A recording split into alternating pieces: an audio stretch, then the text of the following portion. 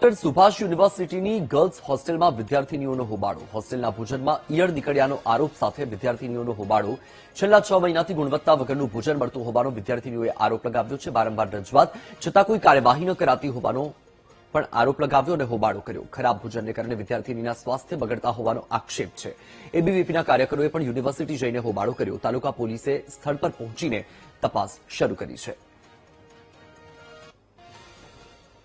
અહીં ખાવામાં ઈયળ નીકળે છે. ઇડલીનો આજે હતો અને એમાં ઈયળ નીકળે છે. જ્યારે બહેનોએ કોઈ જમ્યું નથી એના કારણે તેમને પેટમાં દુખે છે, છતાં પણ તેમને કોઈને હોસ્પિટલમાં લઈ જવામાં નથી આવતા. એક બે બહેનોને સિવિલ હોસ્પિટલમાં લઈ જવામાં આવ્યા છે, ત્યારબાદ તેમની કોઈ સારવાર કરવામાં આવી નથી. બહેનોએ વારંવાર કહેવા છતાં મેનેજમેન્ટનો કોઈ રિપ્લાય મળ્યો નથી. જ્યારે અમે આવ્યા ત્યારે મેનેજમેન્ટ આવ્યું છે ને મેનેજમેન્ટ અમને એમ કહે છે કે અમે તમને નહીં સાંભળીએ. જો વિદ્યાર્થીના હકમાં અમે નહીં બોલીએ તો એમને કોણ સાંભળશે? વિદ્યાર્થીનું સાંભળવા મેનેજમેન્ટ તૈયાર નથી.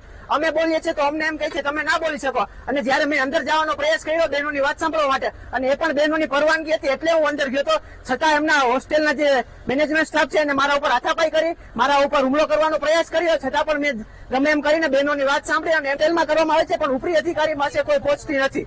અને અઠવાડિયામાં 4 વાર તો આવા પ્રશ્નો થાય જ છે.